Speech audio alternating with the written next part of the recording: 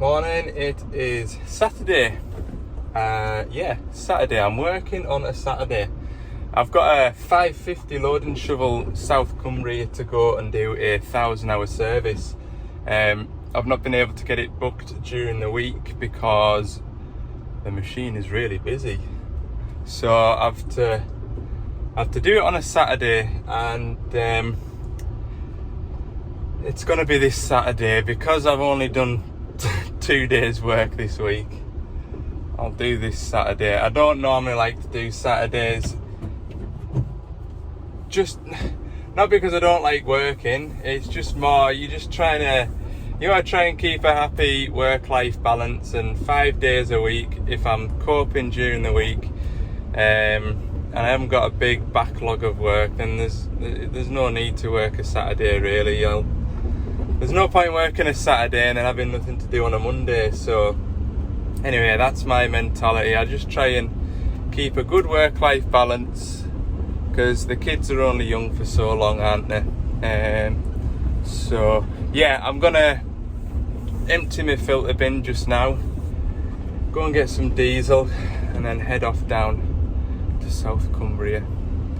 So the weather's good today, or it is at the moment anyway. Like I say, I don't normally look at the weather forecast before I start work because you might end up just having a bad day before you've even left the house. So yeah, I'll see you down in Ulverston. We'll go and see this big 550 shovel. It has got a fault as well. It's got a starting issue occasionally, and it's an intermittent fault, so it's one of my favourites. But you'll go to start the machine, it'll sort of kick over half a turn, and then the starter cuts out, and then you have to leave it for a bit and then try again. So I'm wondering whether there's a bad battery connection or a starter connection or a start relay fault, something like that. So yeah, we'll go get a look at that. I'll see you down south anyway. Right, here it is, 550 shovel, 1,000-hour service, just about at 5,000 hours now. So we'll be changing engine oil, fuel filters, transmission oil, transmission filters, hydraulic return filters, AdBlue filters, grease the drive shafts. I think that's it. We'll have a look in the box of bits to do anyway. I'm sure I've forgotten something. There'll be the odd breather filter, and I'll have a look at the starting issue. It started alright this morning, of course, and when I jumped on it there, it fired straight up. So yeah, we'll get a look anyway and see if there's anything we can spot. I have a feeling something to do with the start solenoid. We'll check the connections, things like that. So yeah, better get a boiler suit on and drop some oils. So that's the engine oil draining out the machine. I've changed the engine oil filter, and yeah, there's been 1 or 2 requests for a bit of a toolbox tour, and it's more for security reasons why I don't really want to do a toolbox tour. I don't really want to advertise to everybody what it is that I've got in my toolbox and which drawers are in what. So I have got measures in place as well to prevent forced entry into the van, but again, I'd just rather not advertise it all the same. But what I'll do is I'll show you what I'm using on various jobs maybe, and that'll give you an insight into what I find useful and things like that. So I've sort of laid out the tools that I'll be using. I don't think I've missed anything. So here's what I'm going to be using today to service this loading shovel. I've got these pliers here. I'll use these to take the tops off. Well, I use this one here to take the lid off the engine oil filter. Yes, it's got a 36, yeah, I think it's a 36 or a 32 nut on the top of it, but I just grab it with that and just work away with that. I always find that works, and it's a bit less cumbersome than a big long spanner. I've got this Blue Point 1/2 inch bar. It's just a stubby bar with a 24mm socket on the end, and that's Blue Point as well. I use that to drain the engine oil. I would definitely recommend the Blue Point 1/2 inch, 3/8 and 1/4 drive socket sets. Blue Point, I think, is made by Snap-on, or it's under the snap-on umbrella. Not just as expensive, and to be honest with you, I've had these since I was an apprentice when I left school, and they've served me really well. I cannot complain. I mean, that socket there has been on 1/2-inch impact guns, rightly or wrongly, and it's still going strong. I've got this 3/8 drive snap-on flexi head ratchet. That is probably the most used ratchet in the toolbox, to be fair. It's handy for everything. I do have a shorter 3/8 ratchet, and I'll have used that 6 times compared to what I use this for. I would definitely recommend that. I'm not a huge believer in spending a fortune on tools. I mean, the toolbox that you see there, that toolbox is probably easily 20-year-old. It's not on roller bearings or anything like that, which is brilliant for putting in the van, because the roller bearings, they just fall out eventually after rattling around in the van. And I believe that the snap-on warranty doesn't cover toolboxes in vehicles, so sliding drawers is perfect. Less to go wrong. It does need a bit of a touch up with paint, but again, I'm not really that fussy in that respect. Brittle spanners, I got these also when I left school and started as an apprentice, and these are brilliant spanners. In fact, you can't get these spanners anymore. I would imagine you'd have to go onto eBay and find a good second-hand set, but those spanners are really nice. Got a real nice feel to them. They don't kind of cut into your hand, they're not sharp, and yeah, I get really upset if I lose any of those out of the kit. I'll use these filter pliers as well. Well, I call them filter pliers, but yeah, they're a nondescript. I think they're probably an Amazon special. Not particularly expensive, but every single service they will be out of the toolbox. I've got these. I think these are Blue Point again. These are these are sort of pipe clamps. The kind on the fuel hose. They don't mark the fuel hose or bite into them like a set of metal pliers would, and you just pop them onto the pipe and lock them off like that. Really good for working on fuel systems as well as coolant systems. I've got a Milwaukee 3/8 drive impact gun.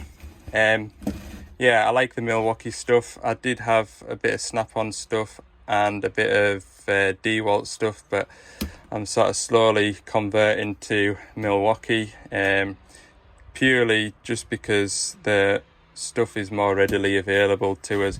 The snap-on van does come in to Rickaby's on a Tuesday lunchtime, I think, but as you've seen, quite often I'm out and about, and I don't get a chance to have a ratchet around on the snap-on vans. So Milwaukee impact guns.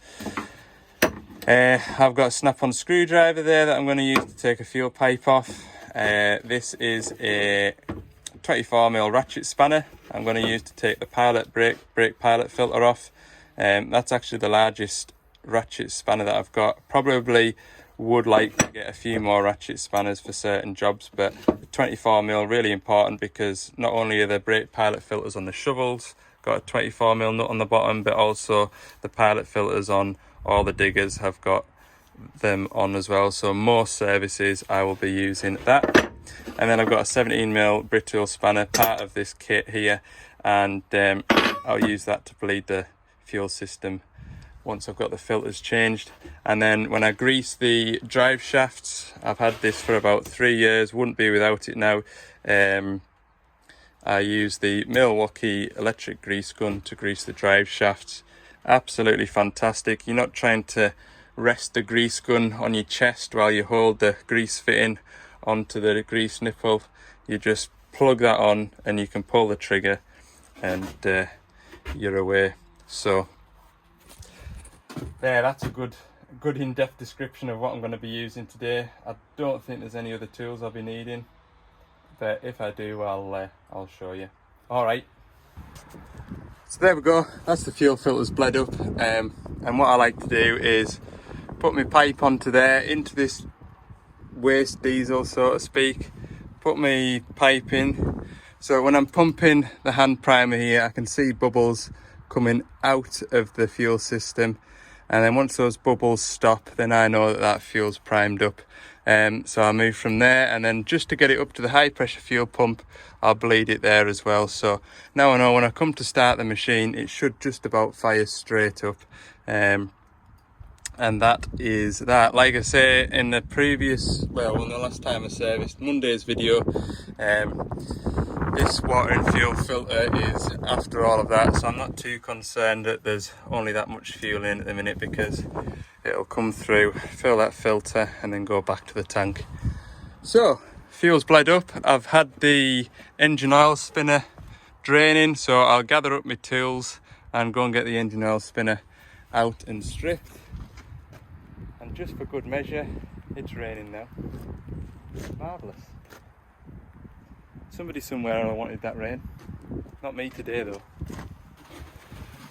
So for those of you that watched Monday's video, or last Monday's video, and I was servicing that 420 CVT, I was talking to you about the engine oil spinner filter, and this is basically how it should be. So all this carbon here that's built up on the walls of this spinner filter, it's sticking to this paper element. So instead of having to scrape it all out with a flat screwdriver and spend 20 minutes scrubbing away at it, all I need to do, if I can do this one-handed, is peel this out. Hopefully, I mean that's what's came off the filter lining. So that's the filter there. Look at the amount of carbon that's built up. It's a good 2 or 3 mil there. Yeah, if I can try and do this with one hand, just bear with us.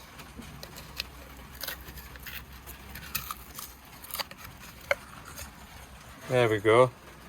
That is basically saving me 20 minutes of scrubbing. So all I need to do now is give it a quick splash with a bit of EGR cleaner and fit the new filter paper, and that'll be it, cleaned and ready to go back together, as opposed to scrubbing away at it for 20 minutes.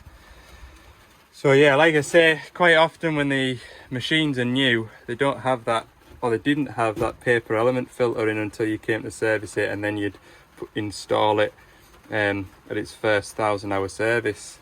But yeah, it's not the end of the world if you don't have one. You just clean it up, put it back in as it is. But it just makes life easier for the next time putting one of those filters in. Oh man, it really is starting to rain now. Could do without that. That's going to make things just that little bit more less enjoyable. Get all my tools moved out the way. So I've got my oil spinner, it's all clean, and I'll go and replace that. Could just do without this rain. I can't see any break in the weather. Oh, never mind. Right, we'll persevere. It's 12:30 and I've just stopped for my lunch, and gonna get back going now. The rain is worse than ever. Engine's all serviced, got the transmission, hydraulics, and a couple of other bits and pieces. I do rather wish I greased the drive shafts when it was dry, because there's now water running under the machine. So I'm going to get out of this boiler suit and put my waterproof boiler suit on and get my head down and crack on, because yeah, you don't want to be out in that any longer than you need to be. So yeah, I'm going to crack on now. So I've got the transmission oil draining. I've already filled a 20 litre drum, and I'll probably get the rest of it into that drum. To get at the tap on this shovel, you've got a belly plate you can see here. Now, rather than drop the whole thing down, I've left one bolt in up at the top, which gives me enough space to get my arm in and turn that tap. I can also get the drive shaft up there as well to grease it. So I've done the back drive shaft, I've done the middle drive shaft and the front drive shaft. But like the 420 CVT, there's another drive shaft, and I'll show you that in a minute.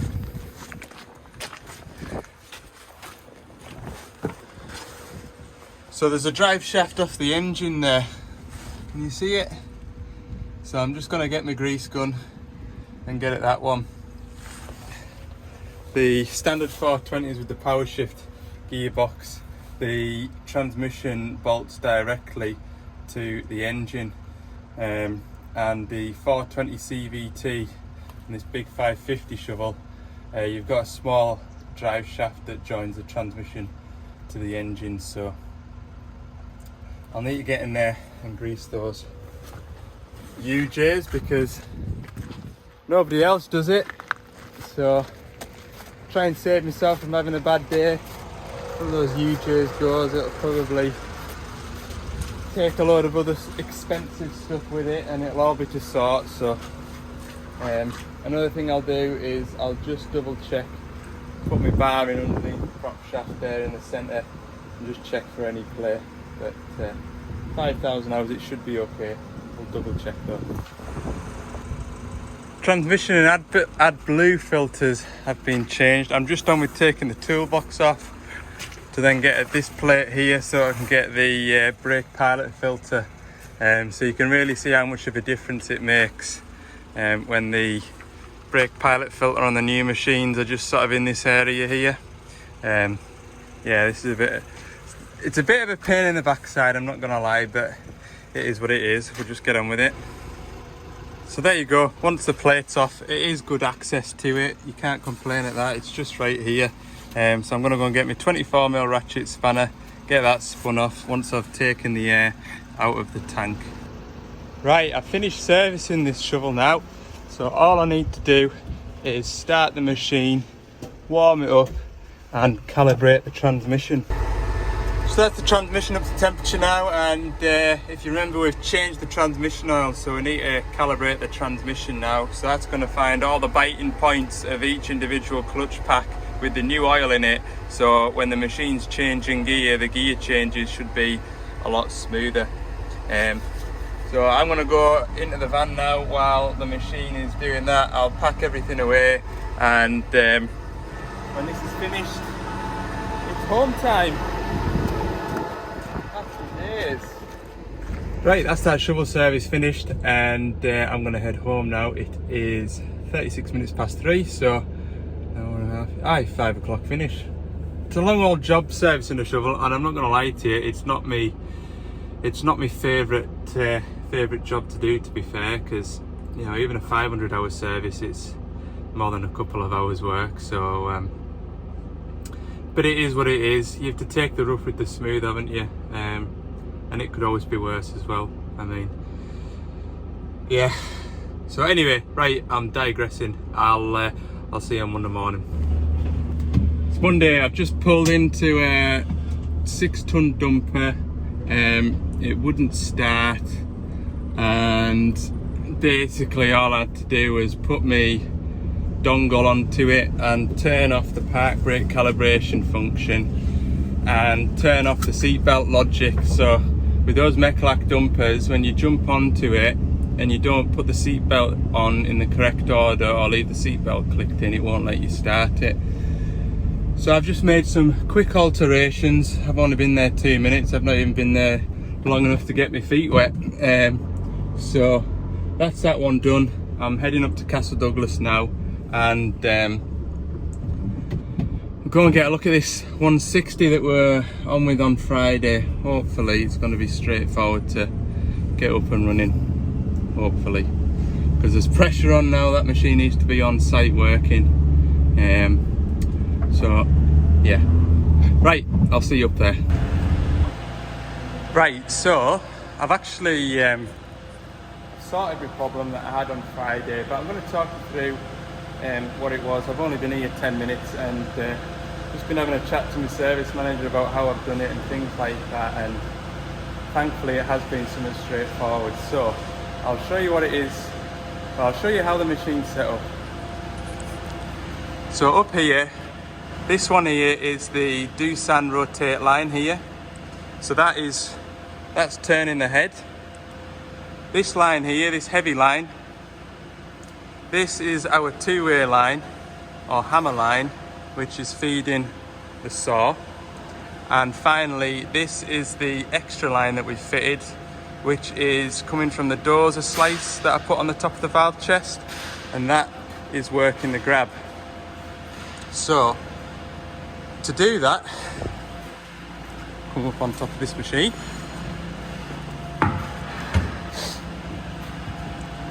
So to do that, we've got this extra valve slice here. So like I say, that is operating the grab function. And in the cab, we've got the dash set up to two-way, so that activates the thumb wheel.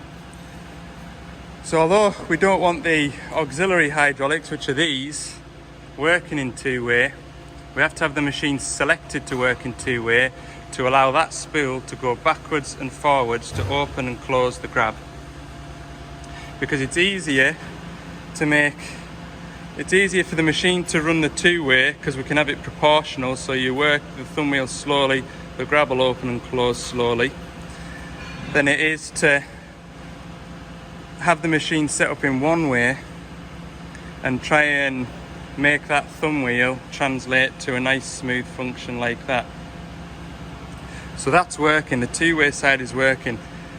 Now what I've done is the button on the joystick, which you normally use for your hammer, I've cut into the harness on the joystick side, and I've run it through a relay, which then powers up the hammer solenoid, which then down here shoves the spool one way. So it's a one-way circuit. It shoves the spool against the spring, and it should return back into the center once you've finished with the button.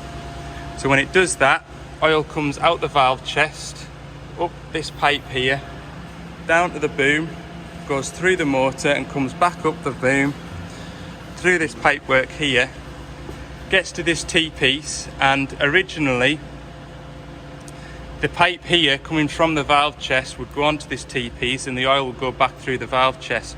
When the oil goes back through the valve chest, you get back pressure because it's not a clear return back to the tank, so you get back pressure, which hydraulic motors don't like back pressure. So instead, the tank line, which would normally be on here, I've moved down to here, so it's coming back down the line here and straight back through the oil cooler and back to the tank. That should be okay in theory. So all I've done is cap that off and cap the pipe off from the valve chest. So essentially, we've got the machine working in two ways, so we can adjust the flow and the pressure through that valve there electronically, rather than having to mess about with variable restrictors and flow meters. So this one's also active, but because there's no oil going through it, it has no effect. So we should really be able to set the flow and pressure through that one.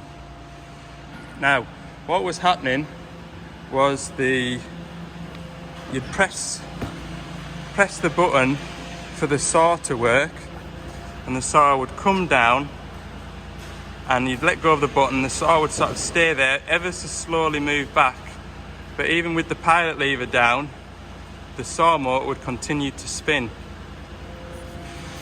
So that was telling me that the spool was stuck across. It wasn't able to return. Now, standard on the machine, in here,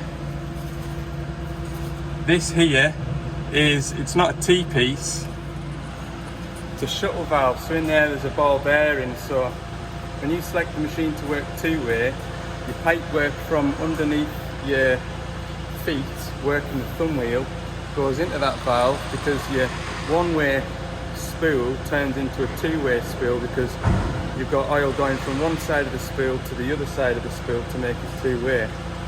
And then when you select one way, then the oil's just getting shoved one way against the spool to operate the spool one way. So what I did was I just capped the pipe off that was going back to the thumb wheel valve, shall we call it. And to me, in my head, that should have worked. However, the oil must sort of vent back through the thumb wheel valve and back to the tank. So what was happening was the pilot oil shoving that spool one way, had nowhere to go. So once you pressed the button, the spool was moving, but the oil had built up, the pressure had built up on this side of the spool, and it wasn't able to return back to neutral, which would stop the motor running. So what I've done, just to prove a point, is one of my pipes that I've taken off the machine, I've run down and into this drum of oil here, and the saw motor is working perfectly. So all I need to do now is either make a new pipe and run it up to a tank line, or use this pipe and route it in neatly and find somewhere for it to go back into the tank. So there you go.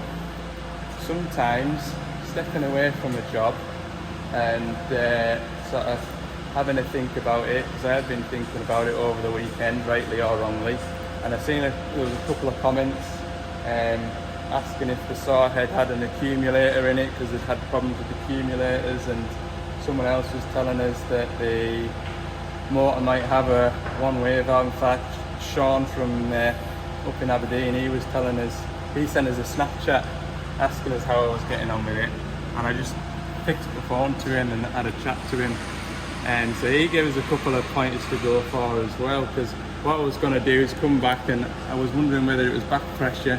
I was going to come and take the pipe off the return going back up to the tank and just put it into a bucket and try it, but yeah, straightforward enough. So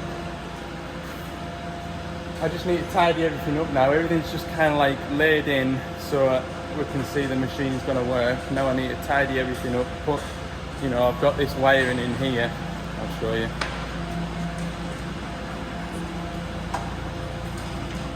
This bit of wire here is powering up my one-way solenoid, so I need to unplug that now, pull it back through and just guide it all up with some conduit. Obviously I need to run this pipe somewhere, so I want that run nice and neatly where it's not going to rub. Put bodywork back on, put the cab back together, and that'll be the machine ready to go out to site hopefully. Still not sure what to do with these pipes here, so I've extended them because when the arm, or when the attachment was sort of crowded out the way, these pipes were going to be too short. So I've extended them by a foot, which is right when the machine's crowded all the way, but when it's in that position there, they're a little bit long and they kind of look like they're fit to get hanked, so I'll have to come up with something to tidy them up a bit. But yeah, just sort of finishing touches now. You'll have to excuse the state of the workshop as well, it's all going here today. Anyway, hopefully you follow and understand what it is that I've been doing with the machine. If you have any questions, put them down in the comments, but yeah, pleased we've got that sorted now, and you know, it's been a nice little project. Right, update then. So I've just been on tidying all the wiring up. I've put plastic conduit around the wiring going up into the armrest, conduit going out down through the floor to protect the wiring, and then up here I've run the wiring across the front of the EPOS and up to my relay, which powers me one-way solenoid. I've got all that neatened up, and then in behind the cab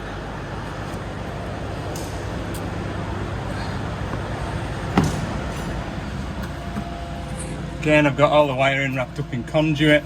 The plug that would be original to the machine to work the power up, I've put a blank plug on it to protect the pins inside there, just in case the machine ever needs to get put back to standard. And then I've got my pipe run out across to the tank, and I'll show you that.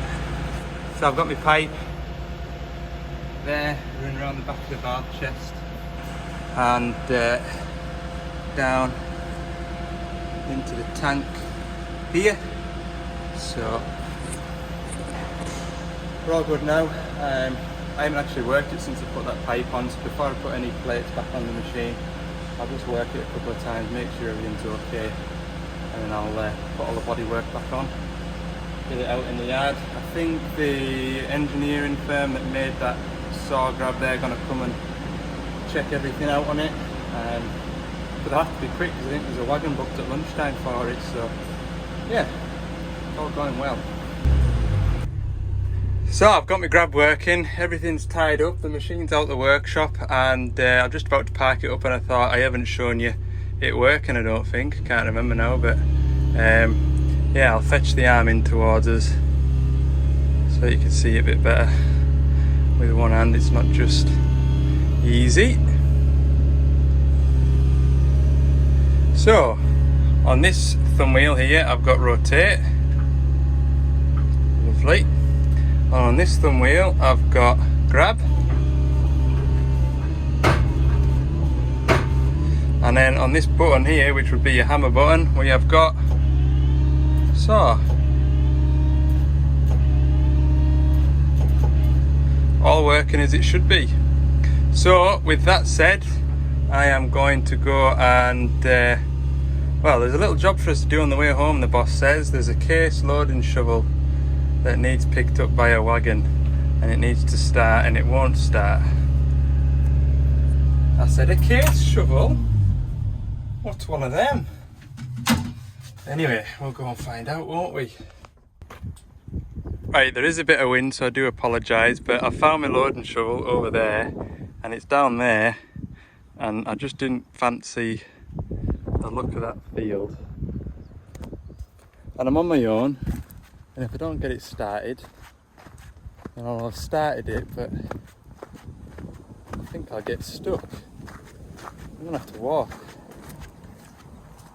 Yeah, it is a bit soft. I think I'd get stuck. I've no confidence in that rear wheel drive van. Well, not with the tyres that's on it, but once I've scrubbed those tyres off, I'll get some better tyres on it. Right, let's see what she will or won't do. Well, it's absolutely dead. I wonder if they've got the isolator on. Where's the isolator? Go and have a look. Right, the isolator was turned off. It's supposed to do that. Have the ignition light on, all that? It's disappeared, so maybe it is. Doing something there.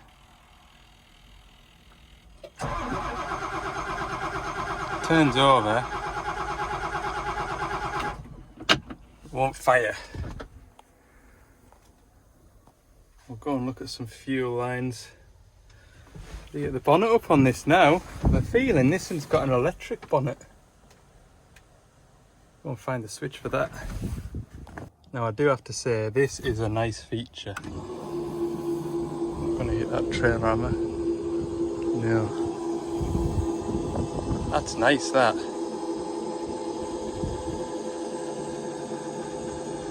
Saves the flipping the old mud guards open.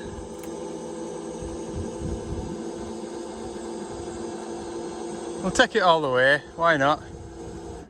It is Monday. Right, fuel filters.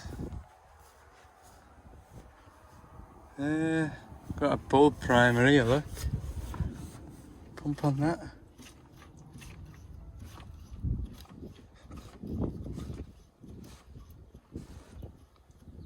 I've pumped that. Looks like they've had problems before because the filter's been off.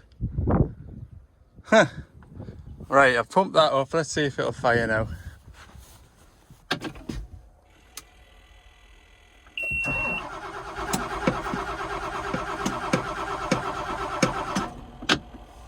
No. Doesn't like that. Right, we're going. Oh. I'll have to try and bleed the fuel, I think. Presumably that's coming from the tank. So, take that doodah off. I'll crack that, pump that, get fuel into there, and then where does that go? Through the ECU, look. Out down the bottom of here. Oh, why does it go from a big pipe there to a little pipe there? Goes onto a mechanical lift pump there, out of there, and up onto there and into there, out of there. Is it? No, into there maybe. Hang on a minute. Into there. Out of there on the outside of that track. Outside of that track, yeah, into there, out of there, down the middle, and onto there. Is that a stop solenoid? Maybe? Has that got power? Who knows?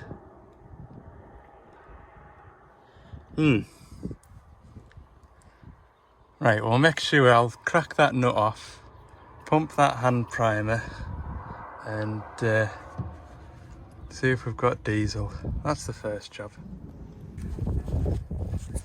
So I've plenty of fuel coming into here. So I just wonder whether I've got power to that. If I have got power to it, is that packed in? So I'm gonna turn the ignition on, put my multimeter into that plug and just see if I've got 24 volts. But I've noticed this wiring through here comes up and round and through this monkey looking bit of stuff here, and it's this orange and green twisted wire here. So I might have a broken wire which goes up into here, into one of these two ECU plugs. So yeah, anyway, I'll see what power I've got. If I've got no power, I'll try and pin it down into here and then check continuity between there and there. And if I've got no continuity, then I've got a broken wire. If I have got continuity and I haven't got power, then I've got a fault with my ECU, have I not? Possibly. Anyway, we'll cross that bridge, we'll check for power next. I got my multimeter in, ignition on, and I've got 21 volts. But by rights, that should pull that open and let fuel through.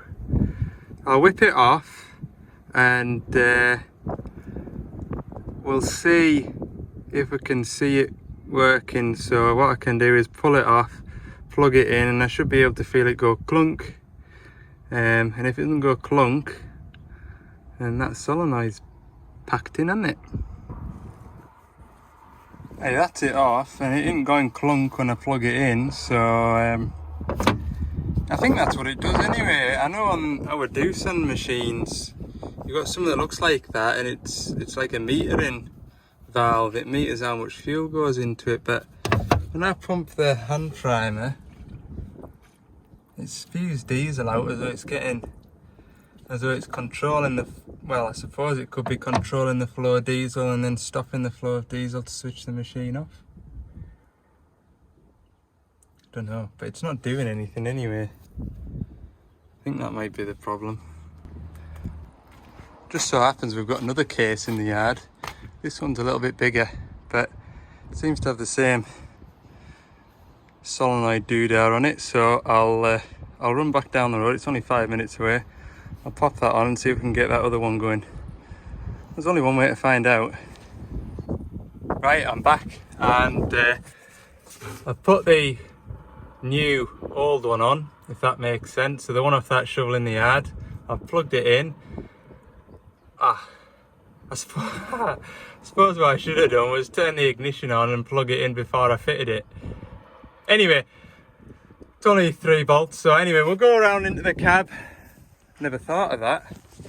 Might have saved myself. I think I stopped it there. I don't know what happened. We'll go into the cab and we'll start it, see what happens.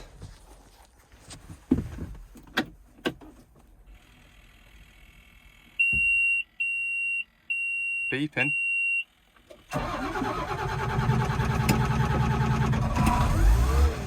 Whoa!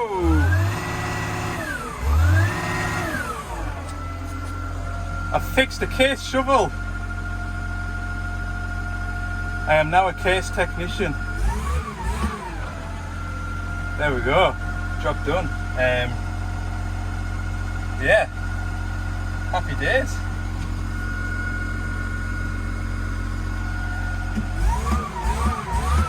Good job. Right, I'll leave it running because the batteries might be down a bit. I'll go and pack up and I'll wander back down and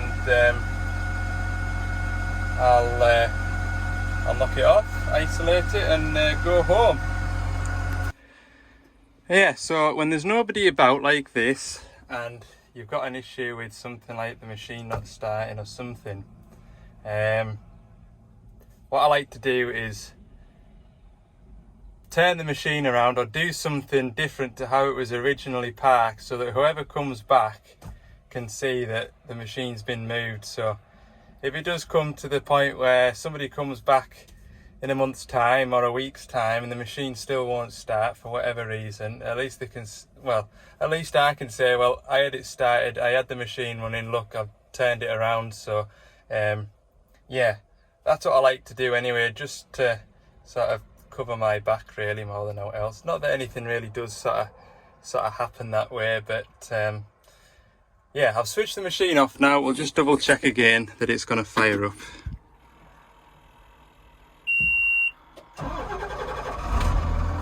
Yeah, marvellous. Right, job and knock. We'll